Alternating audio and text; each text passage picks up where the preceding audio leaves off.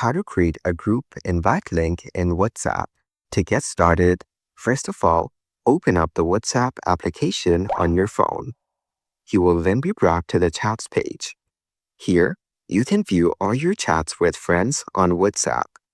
Open any group chat from the list. Then, tap on the group chat name at the top.